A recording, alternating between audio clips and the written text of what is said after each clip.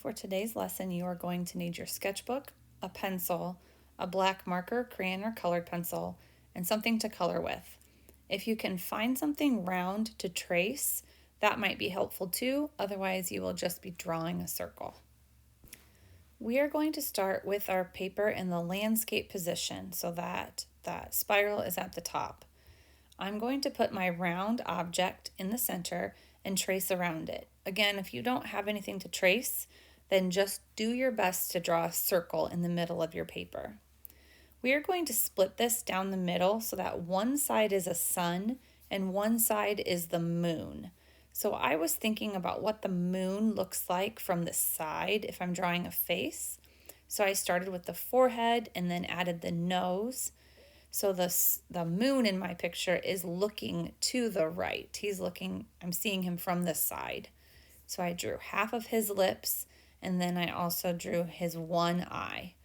So now the sun is going to be looking right at me. So I'm going to finish the mouth like it's looking straight at me. I'm going to add some teeth to mine, and then I will also add that eye that is looking straight out at me instead of an eye that looks like it's from the side. Once I have the facial details drawn, I'm going to add the sun rays.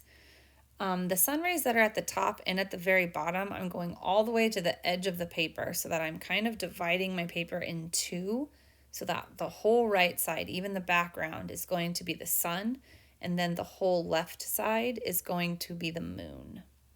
I'm going to go ahead and add all the details that I want in my sun rays, and then in my sky, in the background of my moon, and do all the drawing and details for the rest of my picture.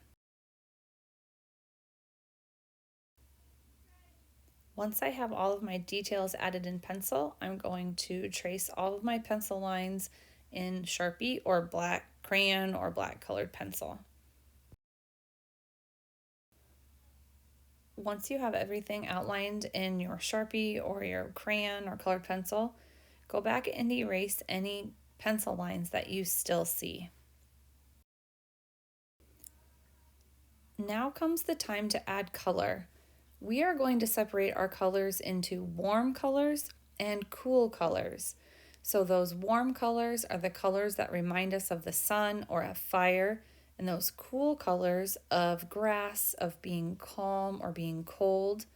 So my blues, greens, and purples are my cool colors.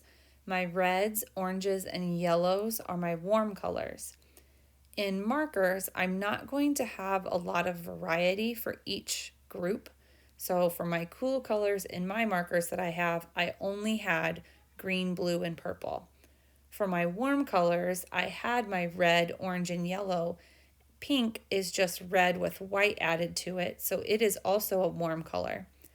If you are using crayons, you are going to have a lot more cool colors and a lot more warm colors to work with. So if you're using crayons, you might have a lot more choices to use in your picture. I am going to color all of my cool colors on my moon side and all of my warm colors on my sun side.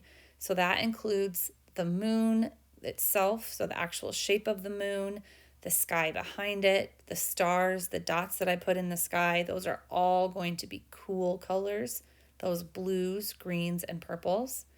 And then on the sun side, everything in the sun side, so the sun, the flames, the background, the shapes in the background, those are all going to be warm colors. So those reds, oranges, and yellows, and any variety of those.